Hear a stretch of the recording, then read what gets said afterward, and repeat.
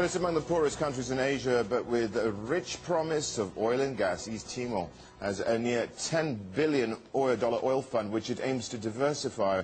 The country recently elected a new president who will be inaugurated on the 20th of May, the day East Timor actually celebrates independence from Indonesia. And today we're joined by the outgoing president and Nobel Peace Prize winner, or laureate I should say, Jose Ramos-Horta. Mr. President, thank you very much indeed for joining us. First of all, in the last 5 years, the money's begun flowing from energy resources, etc. Tell me, what has been the biggest achievement and the biggest change you've seen in your country? Well, my personal achievement as head of state, it has been in restoring peace and security, faith, confidence among our people, restoring our international credibility. When I took over in 2007, we were on the verge of a civil war, of a failing state. Our credibility internationally was at lowest. So as I hand over with the full satisfaction that I'm handing over a country that has shown double-digit growth for the past 5 years, a people much happier, and with the international community having greater respect and appreciation of our country. Of course, I must also underline, my success is due to being able to work with everybody else in the country, be able to work with my neighbors, our neighbors, Indonesia, Australia, Singapore and other countries. With the United Nations assistance, the UN has been very, very important in assisting us. So credit not to a single person. My only credit maybe is my ability to be able to work with everybody like the leader of an orchestra. Mr. President, I want to now just talk to you about the goals. What will the East Timorese economy look like in, let's say, 10 years? You've got the ambition to, of course, become a middle-income country in the not-too-distant future as well, if you can be brief. Well, I hope that in 5 to 10 years we will reach the status of an upper-income country with per capita at least well over $5,000, have eliminated extreme poverty, illiteracy, TB, malaria, dengue, providing clean water, electricity to every school, every village in the country. And that is doable with our own resources. The challenge, obviously, is how to mobilize human resources, partnerships to implement these goals. With that in mind, of course, you're going to need money, and one of the things, one of the deals which has been in the making for some time has been this dispute that you've had with Woodside Petroleum over the development of the Sunrise LNG project. How close is that as you leave office? How close is that dispute close to being resolved? I think we are close to resolving. Latest by early 2013, we will reach an agreement on whether our option prevails. Our option is bringing a pipeline to Timor-Leste, or the FNLG floating system, which has been the preferred option of the consortium led by Woodside. It is in our common interest, Australia as a government, the consortium as investors, and Timor-Leste as one of the co-owners of the Greater Sunrise area. It is in our common interest to develop that area, but develop in such a way that is fair, is equitable, that brings real, tangible benefits to our people. And we believe so far, until proven that we are wrong, that bringing the pipeline to Timor-Leste technically is doable, commercially, financially sound. So we are still to be persuaded that we are wrong. If we are wrong, obviously we can explore any other option. Again, any other option has to, we have to be persuaded that it serves our best interests. Very quickly again, have you met the new CEO of Woodside, Peter Coleman? What was your impression? Is it, do you think that that meeting would have actually brought things closer to being resolved?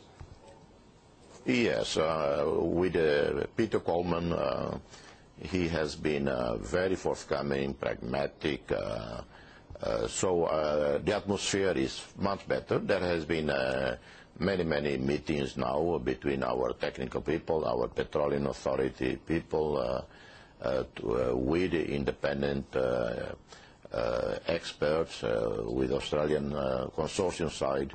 I think we should come to an agreement in the next few months, early 2013. The atmosphere is good. Peter Coleman has brought in more optimism and flexibility, contrary to past management that created this deadlock. Sometimes out of, well, I think some too dogmatic approach by the other side. Right. Well, also what would help the growth of the country, perhaps, I'm just putting it out there, is a membership of the Association of Southeast Asian Nations, ASEAN. When do you expect to be able to join that body? And B, what would be the benefit for you? First, as a country of Southeast Asia, that's where we geographically belong. We are next neighbors to Indonesia, to Singapore, Malaysia. We are aiming for November 2013 in Brunei, when Timor-Leste will formally join as the 11th member. In this regard, we have been very much supported by Indonesia and many other countries. We are working with our ASEAN friends, the Secretariat, and the working group appointed by the summit in Bali to guide us, to assist us in meeting the benchmarks, whatever is necessary, in order to join ASEAN by 2013. The benefits are mostly political and diplomatic, in that we then become fully member engaged in the region. Right now we are not member of any regional organization, so we are an odd person out in the region, so to speak. Well, parliamentary elections taking place at the beginning of July, and with that in mind, Mr. President, the next time I talk to you, will I be addressing you as Mr. Prime Minister?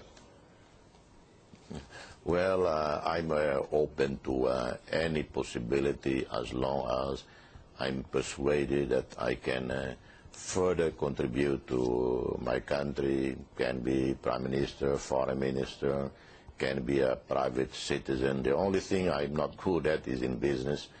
I have ideas, I have a vision, but I never ever done any business deal in my life, so I am not very good in business. But anything that has to do with government, has to do with leadership, vision, or international diplomacy, as long as I can help the country, I'm available. I'm meeting with all the political leaders in the country right now, all the political parties.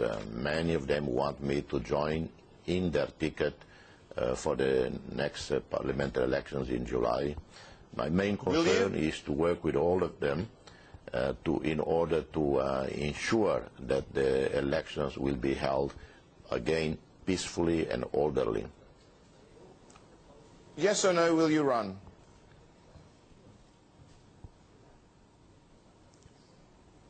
Mr. President, will you run? Oh, sorry. Well, I'm not so sure. You know, some people advise me I'm the only independent, truly independent person in the country. Many advise me, please don't join any political party. Stay above, stay out, help everybody.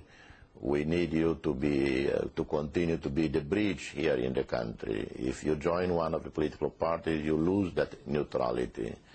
But at the same time, if I join one of the parties, I might be able to bring extra votes to them to be able to have a majority government. So I'm still deciding between now and May 19. My only concern is to to have a smooth handover to my successor, a great man, President-elect General Taur Mataruak. We will do equally well or better than me.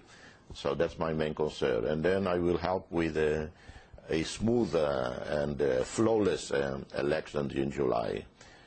Our people deserve it, and that will help us further assure our membership in ASEAN. After that, I'll decide whether I will join the government, or maybe if the Secretary General of the UN asks me to do some special assignment in some region of the world, I will also consider that. Mr. President, thank you so much for your time, and good luck. And the outgoing President Thank you so much. East Timor and Nobel Peace Laureate.